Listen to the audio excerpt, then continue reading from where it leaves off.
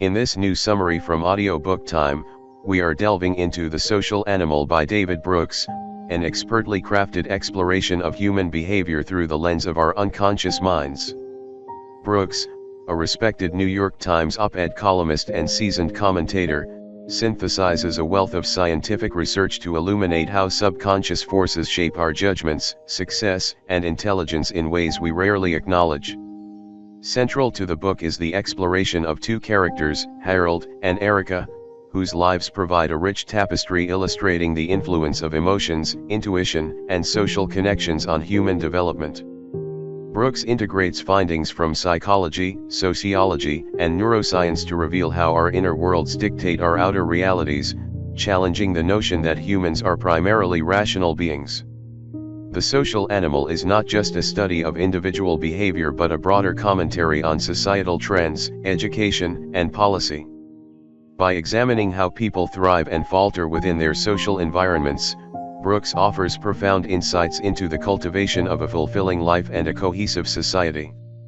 His accessible writing and vivid storytelling make complex scientific concepts relatable, inviting readers to reflect on the deeper currents that drive human experience.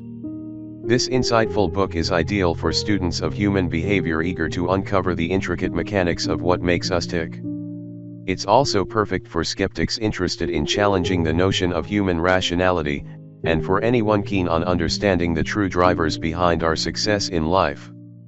Join us as we summarize the key points of this compelling narrative, unraveling the profound influence of our unseen minds on every aspect of our lives. Exploring the unseen forces shaping our decisions. Have you ever noticed how different sounds at a supermarket seem to guide your shopping experience?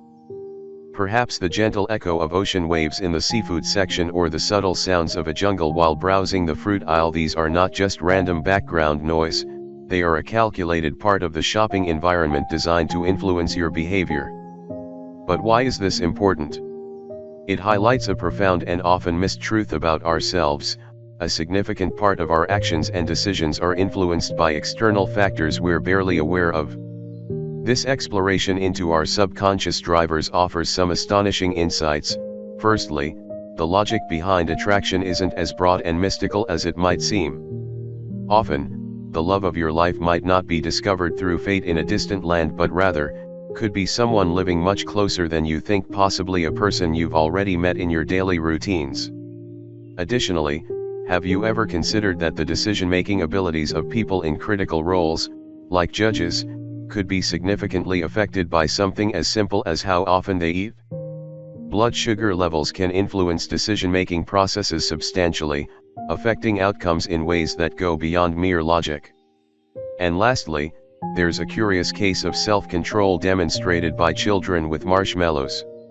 It turns out that the ability to resist a marshmallow reflects deeper aspects of future success and impulse control.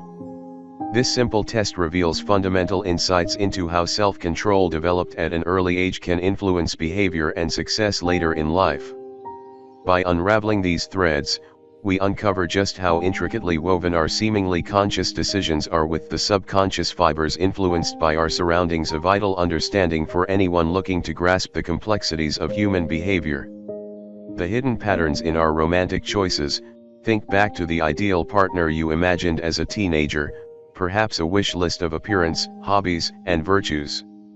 Oddly enough, the reality of who we end up falling for often strays from these youthful blueprints. So, what truly guides our choice of a life partner? Research reveals we are often subconsciously drawn to those who bear a resemblance to us, not just in behavior or spirit but in straightforward, physical ways. Remarkably, we are likely to choose partners with facial features similar to our own, from the width of a smile to the spacing of eyes. Beyond looks, our partners typically hail from comparable social, educational, and economic backgrounds. A fascinating study from the 1950s demonstrated this powerfully. In Columbus, Ohio, over half of the couples who applied for a marriage license lived within 16 blocks of each other before dating, and nearly 37% were within just 5 blocks. This proximity suggests it's not just shared values and interests drawing couples together but also, quite simply, closeness in daily life. But what about universal signs of attraction? Certain physical qualities universally appeal across cultures and genders. Typically, heterosexual women are often attracted to men who are tall, have symmetrical features, and display signs of strength. A surprising detail? Women show a stronger sexual attraction to men whose pupils are larger. Conversely, a comprehensive global study highlights that heterosexual men generally prefer women with a hip-to-waist ratio close to 0.7. Along with this, traits like full lips, clear skin, and healthy hair are also consistently favored. These preferences, deeply ingrained and often unconscious, reveal that our choice in a partner is influenced by an intricate blend of proximity, physicality, and the familiarity of faces that remind us, whether we know it or not, of our own. How context subtly sways our decisions. We often pride ourselves on making rational, independent choices, but did you know that our decisions may be less under our control than we think? It turns out, even the subtlest cues can profoundly influence our actions and perceptions in ways we might never expect. Consider the impact of mere words on our behavior. In one intriguing study, participants were exposed to words like bingo, Florida, and ancient words commonly associated with old age. Remarkably, after the session, these individuals walked slower than they did upon arrival, seemingly influenced by the age-related context they were subtly nudged into. In another part of the study, different participants encountered words linked to aggressiveness such as rude and intrude. The result? These individuals were more likely to interrupt others in conversation, adopting behaviors suggested by the aggressive cues they received. This phenomenon extends beyond behavior to our perceptions of value.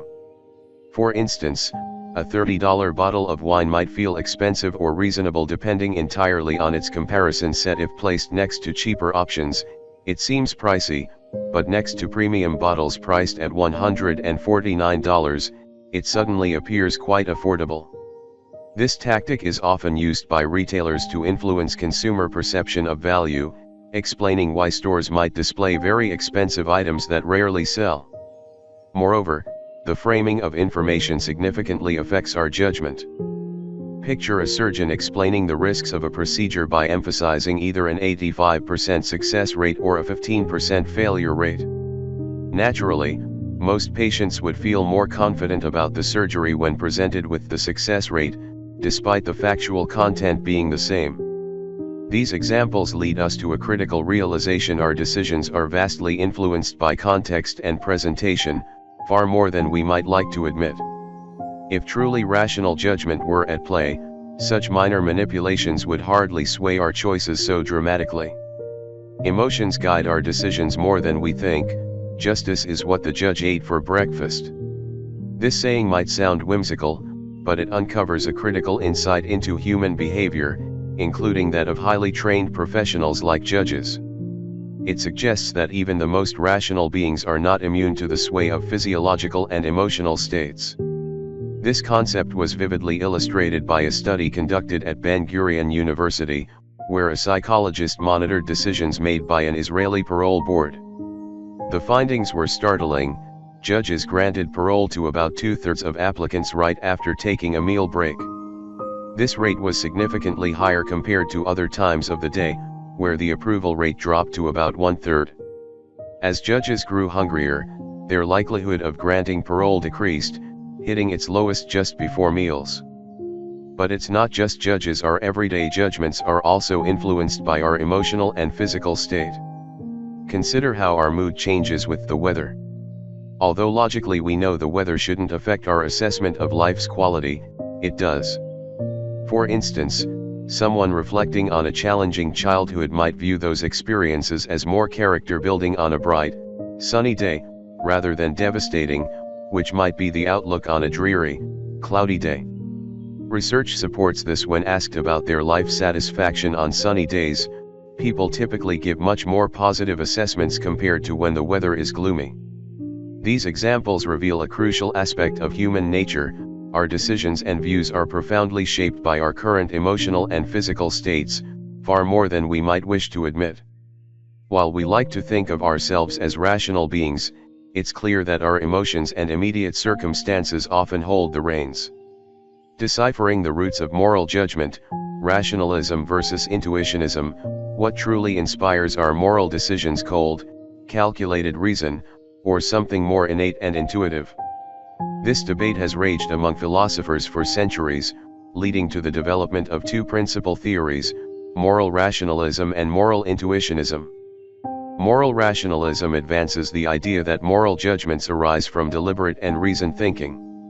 Advocates of this view argue that we apply broad, universally accepted principles such as do not harm others or strive to maximize community welfare to specific situations to decide what is morally right.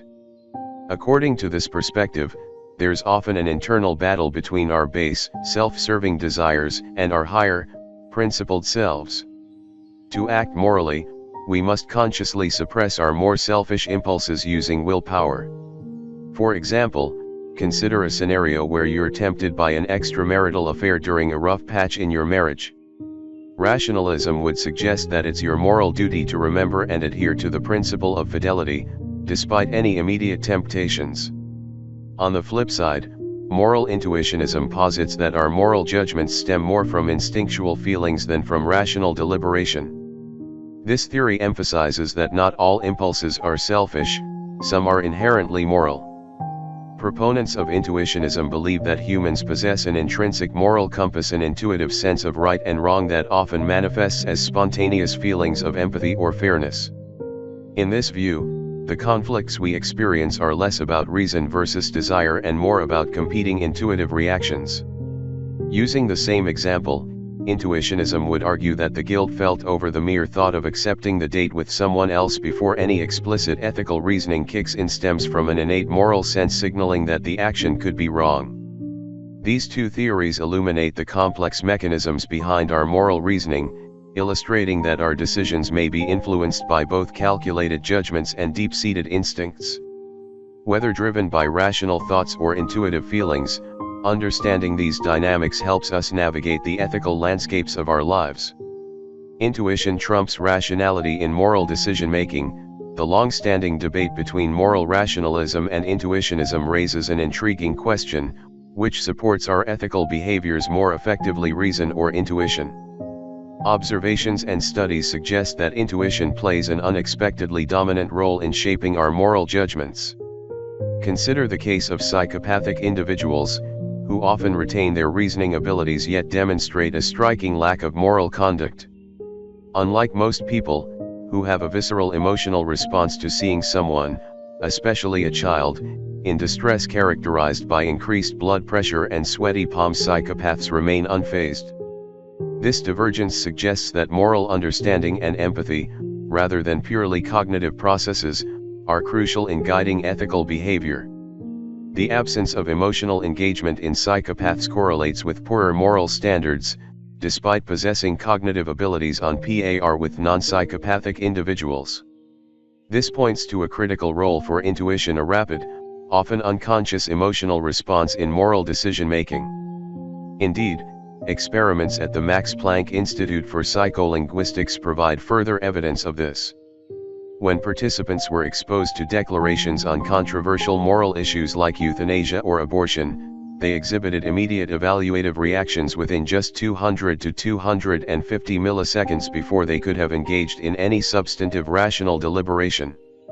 This quick-fire response underscores how intuition, rather than deliberate thought, often anchors our moral judgments. Moreover, even in infancy, a stage devoid of developed reasoning faculties, we can observe intuitive moral reasoning. In an experiment, babies were shown a scenario involving puppets, where one puppet attempted to climb a hill, another helped, and a third hindered. Given a choice on which puppet to engage with afterwards, the vast majority of babies chose the helper, suggesting an innate preference for cooperative, supportive behavior. These examples vividly illustrate that when it comes to moral decision-making, our intuitions often outpace and outperform our rational processes. These insights not only broaden our understanding of moral psychology but also challenge us to reconsider how we cultivate and judge ethical behavior in society. Emotions, the unsung heroes of rational decision-making, the image of Mr. Spock from Star Trek, with his ultra-rational, emotion-free approach to decision-making, might seem like an ideal. Wouldn't stripping away messy emotions lead to clearer, more effective choices? Interestingly, the science suggests otherwise. Emotions, it turns out, play a crucial role in our ability to make sound decisions. The neurological studies of individuals who have lost their emotional capacities due to medical anomalies, such as tumors or strokes, provide illuminating insights. Antonio Damasio, a prominent neurologist, observed that these patients, despite retaining their intellectual abilities, struggled profoundly with decision-making. Simple choices, like where to eat lunch, became insurmountable challenges. More critically, when decisions were made, they tended to be poor ones, leading to disastrous personal and financial outcomes. So why are emotions so integral to making choices? Emotions help us assess the subjective value of our options, a key element in efficient decision-making. For instance, consider the instinctual feelings of fear or anxiety when picturing oneself diving from a high cliff. These emotions are not just arbitrary feelings but valuable feedback mechanisms. They warn us of potential risks, guiding us away from harm and towards safety.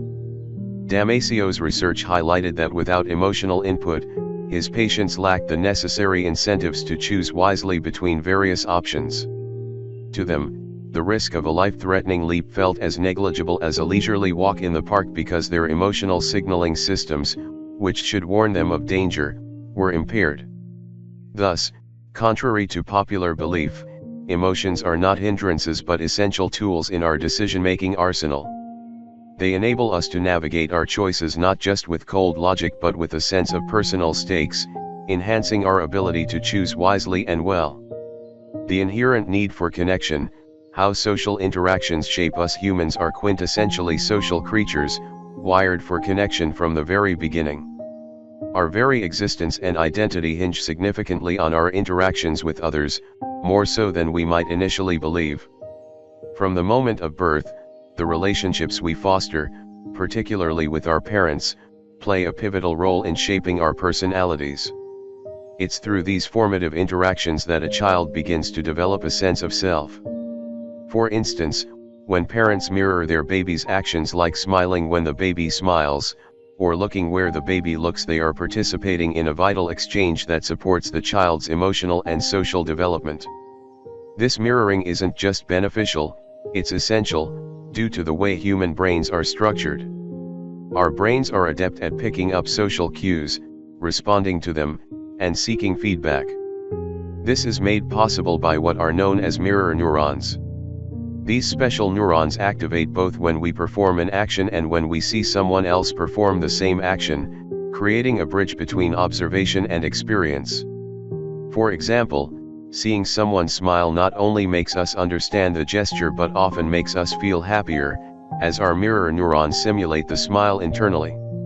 The speed at which these processes occur is astonishing. Research has indicated that it takes just 21 milliseconds for an average college student to align her movements with those of her friends. Moreover, our innate tendency to conform to group norms reveals another layer of our social wiring. A classic demonstration of this was seen in the line length experiment, where 70% of participants conformed to a majority opinion that blatantly contradicted their own senses, under the influence of a group insisting that 3 lines of different lengths were the same. These insights into human behavior underscore our profound need to connect with and relate to others, highlighting just how much our social environments influence our perceptions, actions, and understanding of ourselves. The powerhouse of the unconscious mind. Imagine an iceberg floating serenely across the ocean. What you're seeing above the water surface represents just a small fraction of its total mass, much like how the conscious mind operates, as famously analogized by Sigmund Freud, the father of psychoanalysis. Beneath the water lies the bulk of the iceberg, unseen yet immense, akin to the human unconscious mind. The capabilities of our unconscious mind are staggering.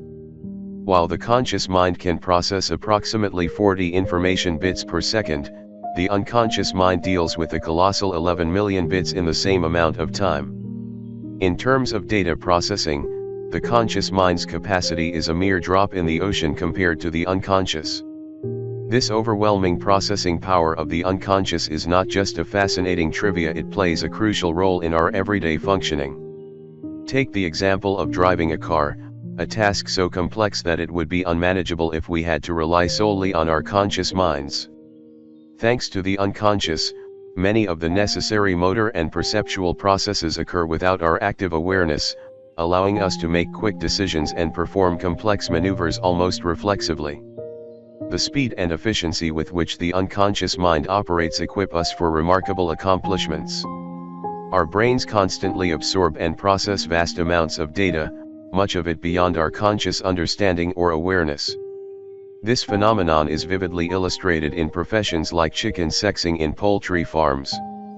Expert chicken sexers, often with years of experience, can determine the gender of day-old chicks with more than 99% accuracy almost instantaneously and without conscious understanding of the mechanics behind their judgment. This underlines a broader truth about human cognition: we are not as wholly rational as we might believe. Our minds are supported by a powerful non-rational, largely unconscious processing system that enables us to navigate the world, make effective decisions, and adapt to complex environments. This system often works in the background, silently and swiftly, making it a true powerhouse of human intelligence and functionality. Rethinking intelligence, it's not the ultimate predictor of success. In our highly competitive society, intelligence is often touted as a primary determiner of success. Indeed, those with high IQs frequently excel in academic settings and secure commendable professional positions. But does this mean that higher intelligence ensures a broader life success, including happiness, meaningful relationships, or groundbreaking achievements? The evidence suggests otherwise. It's crucial to recognize that a high IQ does not guarantee a thriving personal life. Traits like empathy, resilience, and agreeableness often play more determining roles in forming deep relationships and navigating life's myriad challenges effectively. In terms of measurable outcomes, researchers from the Cambridge Handbook of Intelligence indicate that IQ may contribute to at most 20% of one's overall life success. Further illustrating this point, intelligence assessments show limited predictive power for job performance. One notable study highlighted that IQ accounts for just 4% of the variance in job performance ratings. Similarly, within professional domains where a higher IQ might seem advantageous, like academia, the benefits plateau beyond a certain point. For instance, in scientific careers, an IQ threshold around 120 may provide a competitive edge, but higher scores do not necessarily correlate with even greater success or capability. Looking at longitudinal studies tracking high IQ individuals also yields telling results. One study followed students who scored in the top percentiles, tracking their professional trajectories. While these individuals generally led successful careers as lawyers, architects, and executives, none made exceptionally significant impacts in their fields, such as winning major awards or making pioneering scientific discoveries. Interestingly, two individuals who were actually deemed ineligible for the study due to insufficient IQ levels, William Shockley and Luis Alvarez, went on to achieve extraordinary success, each earning a Nobel Prize in their respective scientific fields. These observations underscore a critical insight: while intelligence is undoubtedly a valuable asset, it is far from the sole predictor of professional triumph or personal fulfillment. Other factors and traits play equally, if not more, critical roles in shaping our destinies. Hence, we should broaden our understanding of what contributes to genuine success in life beyond conventional intelligence metrics. The vital roles of sensitivity and self-control in shaping future success. While intelligence is often highlighted as a key to success, other traits like sensitivity and self-control may actually hold greater predictive power over how well someone will do in life. Sensitivity, for instance, is a trait that varies widely among individuals from birth. A pivotal study involving 500 children assessed their reactions to new stimuli. It found that about 20% of newborns were highly sensitive, displaying dramatic increases in heart rate and crying vigorously in response to unfamiliar stimuli. Conversely, 40% appeared remarkably unfazed by the same conditions. The environments in which these sensitive children grow up play a crucial role in their development. In nurturing, positive settings, sensitive children often thrive, outperforming their less sensitive peers. However, in negative environments, these same individuals are at a higher risk of developing anxiety and other stress-related issues. Then there's self-control, a trait famously examined in the marshmallow test. In this experiment, 4-year-olds were left alone with a marshmallow and promised a second one if they could resist eating the first for 20 minutes. Surprisingly, this early test of self-control proved to be a reliable indicator of future success. Those who resisted were not only more likely to perform well academically but also to achieve higher socioeconomic status later in life. In contrast, those who gave in to temptation early encountered more challenges, including higher rates of incarceration and substance abuse issues. Interestingly, the study also demonstrated that self-control could be influenced and improved. When children were taught to think of the marshmallow as something abstract, like a cloud, rather than as an edible treat, they were more likely to resist eating it. These insights challenge the traditional emphasis on cognitive abilities alone, highlighting how emotional and behavioral traits like sensitivity and self-control contribute significantly to an individual's overall success and well-being. By understanding and nurturing these qualities from an early age, we might better equip future generations for diverse challenges and opportunities. Essential insights from the social animal. The profound messages of this book revolve around the intricate workings of human behavior and decision-making, challenging the common perception of rationality as the sole driver of our actions. The unconscious mind, often overlooked, plays a significant role in guiding our choices and responses, operating with a depth and speed that surpasses conscious thought. Furthermore, the book delves into the inherent social nature of humans, emphasizing that our connections with others fundamentally shape who we are and how we behave. Contrary to the notion of complete autonomy, it becomes clear that our environment and social interactions have profound impacts on our actions.